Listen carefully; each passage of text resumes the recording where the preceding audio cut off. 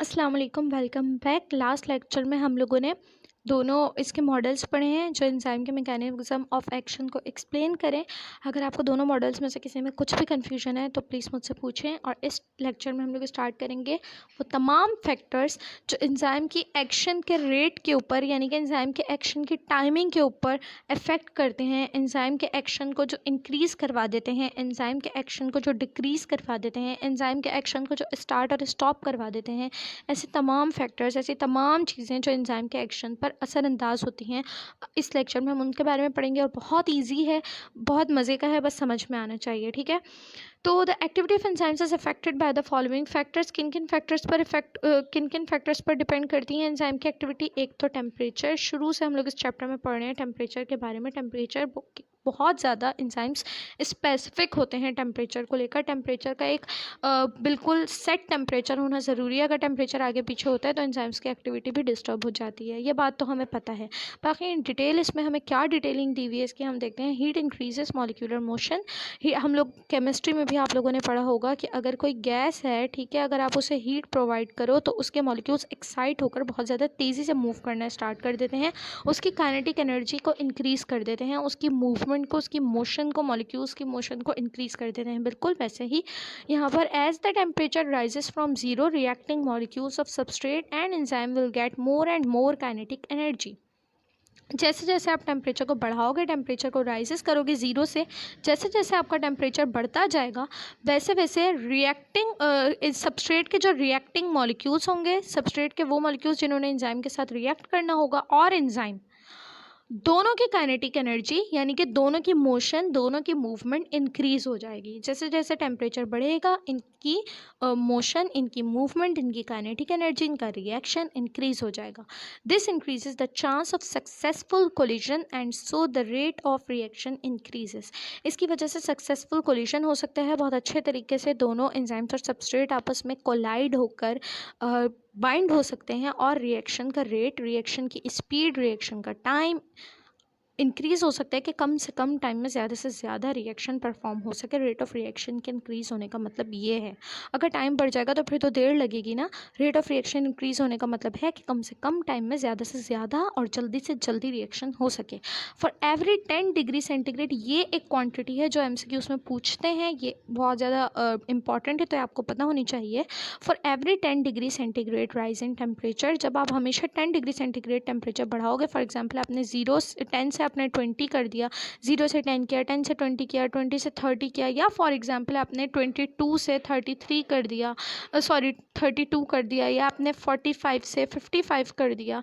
अगर आप 10 degree centigrade temperature अगर आप बढ़ाओगे, the rate of enzyme activity doubles approximately.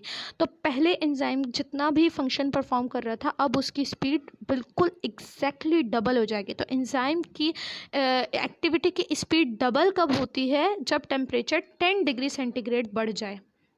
ठीक है, पहले जितना भी था उससे अगर 10 डिग्री सेंटीग्रेड आप बढ़ा दोगे तो एंजाइम की एक्टिविटी पहले जितनी भी थी उससे 2 गुना हो जाएगी। ठीक है, there is a specific temperature at which enzyme catalytic activity is fastest and this is known as optimum temperature. लेकिन हम लोगों ने पढ़ा एंजाइम के टेम्परेचर का बढ़ना अच्छी बात है, लेकिन अगर हद से ज़्यादा बढ़ जाए, हद से ज़्यादा तो कोई भी चीज़ अच्छी नहीं होती है, नुकसानदेह ही होती है।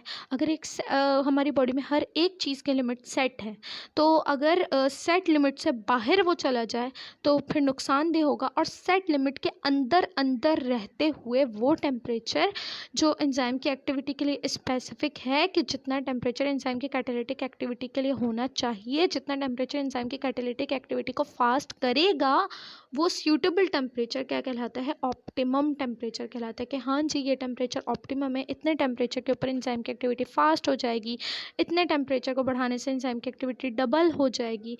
तो वो टेम्परेचर क्या कहलाता है? वो सूटेबल टेम्परेचर कहलाता है, optimum temperature. The optimum temperature for for enzymes found in human is 37 degree centigrade. हमारी बॉडी के एंजाइम्स के फंक्शंस प्रॉपरली परफॉर्म करने के लिए हमारी बॉडी का जो सेट टेम्परेचर है, जो सूटेबल टेम्परेचर है, जो ऑप्टिमम टेम्परेचर है, जिन पर बॉडी के एंजाइम्स की एक्टिविटी प्रॉपरली परफॉर्म हो सके, वो है 37 डिग्री सेंटीग्रेड, जो हमारी बॉडी का टेम्परेचर नॉर्मली होता है। After this point the rate of enzyme activity will decrease. अगर आप टेम्परेचर इससे ज़्यादा बढ़ा दोगे तो आपकी बॉडी का टेम्परेचर, आपकी बॉडी के एंजाइम की एक्टिविटी हो जाएगी decrease.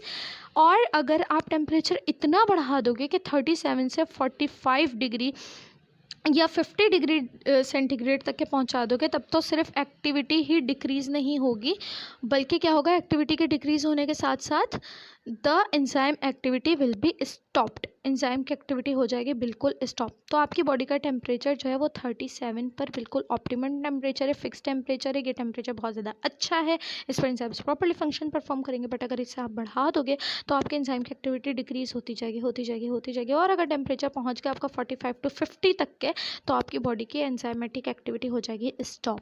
As enzymes binding site will denature. और क्यों स्टॉप होगी, जैसा कि हमने पढ़ा कि हमारे एंजाइम्स की एक्टिविटी के लिए एंजाइम सबस्ट्रेट का अटैच होना ज़रूरी है, और अटैच होने के लिए एक्टिव साइट का होना ज़रूरी है। और जब हमारी एक्टिव साइड, हमारी बाइंडिंग साइड वो ही डी नेचर हो जाएगी। टेम्परेचर बढ़ाने पर हम लोगों ने पढ़ा है कि प्रोटीन्स डी नेचर हो जाते हैं। प्रोटीन्स डी नेचर हो जाते हैं तो प्रोटीन्स के अमाइनो एसिड्स डी नेचर हो जाते हैं। अमाइनो एसिड्स डी नेचर हो जाते हैं तो अमाइनो एसिड्स एक एंजाइम की एक्टिव साइट का स्ट्रक्चर बनाते हैं। अगर अमाइनो एसिड्स ही डी नेचर हो गए, प्रोटीन्स ही डी नेचर हो गए, active site, binding site D nature हो जाएगी, कोई सबस्ट्रेट अगर अटैच नहीं होगा तो एक्टिविटी कैसे होगी, एक्टिविटी भी स्टॉप हो जाएगी। ठीक है, तो ये है reason. So some bacteria live in hot springs. Some bacteria live in hot springs, so optimum temperature for their enzymes is more than 37 degree centigrade. हमारी बॉडी का जो ऑप्टिमम टेम्परेचर है 37 डिग्री सेंटीग्रेड है। यहाँ पर बात की जा रही है कुछ बैक्टीरिया की। बैक्टीरिया कुछ गर्मी में भी सर्वाइव कर जाते हैं, तो उनकी बॉडी, उनके लिए जो ऑप्टिमम टेम्परेचर है वो है above 37 degree centigrade. Above 37 degree centigrade भी वो सर्वाइव कर लेते हैं। Such enzymes have been used in biological washing powders and detergents. ऐसे जो एंजाइम्स होते हैं जो हॉट में भी सर्वाइव कर जाते हैं, वो हमारे बायोलॉजिकल वॉशिंग पाउडर्स में या डिटर्जेंट्स में यूज़ होते हैं। That's why cloth washing need lukewarm water, not too hot. इसलिए अगर आपको कपड़े धोने हैं, अच्छे से उनका मैल निकालना है, तो आपको बहुत ज़्यादा गर्म पानी की ज़रूरत नहीं होती। जो लोग बहुत ज़्यादा गरम खौलता हुआ पानी डाल देते हैं तो कपड़ों को भी नुकसान होता है, और साथ साथ धुलाई क्या होगी, कपड़ों को ही पहले नुकसान हो जाता है। तो बहुत ज़्यादा गर्म पानी की नहीं, बल्कि बिल्कुल गुनगुना सा नीम गर्म पानी, ल्यूक वार्म वाटर, जिसका टेम्परेचर बस थोड़ा सा ज़्यादा हो, उस पानी की ज़रूरत पड़ती है, ताकि जो हमारे पाउडर्स हैं और जो हमारे डिटर्जेंट्स हैं वो प्रॉपरली फंक्शन परफॉर्म कर सकें। अगर आप ठंडे पानी के अंदर, बहुत ज़्यादा गर्म पानी के अंदर पाउडर डिटर्जेंट डालोगे तो उतने अच्छे तरीके से कपड़े नहीं धुलेंगे जितना ल्यूक वार्म वाटर में धुल जाएंगे, क्योंकि उनको ज़रूरत होती है ल्यूक वार्म टेम्परेचर की, किनको, वॉशिंग पाउडर्स और डिटर्जेंट्स को। ठीक है, सो ये टेम्परेचर हम लोगों ने पढ़ लिया है। अभी हम पढ़ेंगे यहाँ पर पीछे, अभी हमारे पास थे यहाँ पर कुछ डायग्राम और ग्राफ हमें दिया हुआ था, एक टेबल और ग्राफ, ये हम लोग यहाँ पर अभी पहले देखेंगे। इसमें हमसे क्या कहने की कोशिश कर रहे हैं, टेम्परेचर और एंजाइम का रिलेशनशिप इसमें आपको बता रहे हैं। तो effect of temperature on enzyme action, enzyme action के ऊपर टेम्परेचर का क्या इफ़ेक्ट होता है, तो देखते हैं। अगर यहाँ पर 10 डिग्री सेंटीग्रेड है, ठीक है, और यहाँ पर ये है एंजाइम की activity, reaction velocity, reaction speed है यहाँ पर, और यहाँ पर टेम्परेचर है। फिर आपने 10 से कर दिया यहाँ पर 20, तो ये देखो ये हो गई एग्जैक्टली डबल। फिर 20 से आपने कर दिया यहाँ पर 40, तो ये हो गई उसकी भी डबल।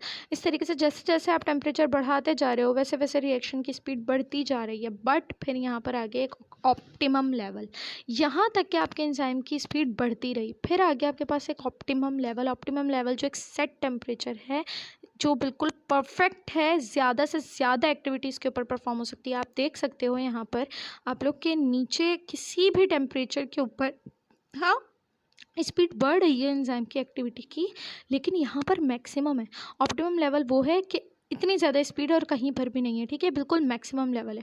बट यही वो लेवल है कि अगर उससे ज़्यादा टेम्परेचर आप बढ़ा दोगे, अगर आपने इससे भी ज़्यादा, देखो, अगर आपने 40-45 से ज़्यादा इसको इंक्रीज़ कर दिया, तो फिर उसके बाद इंक्रीज़ होने के बजाय ये क्या हो जाएगा, एंजाइम की एक्टिविटी डिक्रीज़ होती जाएगी और एक वक्त आएगा कि वो बिल्कुल क्या हो जाएगी, स्टॉप हो जाएगी, ज़ीरो हो जाएगी। ठीक है, तो ये आप लोगों को समझ में आना चाहिए। इसको ग्राफ के थ्रू ऐसे एक्सप्लेन किया गया है। फिर उसके बाद यहाँ पर एक टेम्परेचर दिया हुआ है, ये पीएच का टेम्परेचर है, जो हम पीएच को पढ़ेंगे नेक्स्ट लेक्चर में। तो अगर आपको इसमें कोई भी कन्फ्यूजन है तो आप प्लीज़ मुझसे पूछिए। मिलते हैं नेक्स्ट वीडियो के साथ इंशाल्लाह। अल्लाह हाफ़िज़।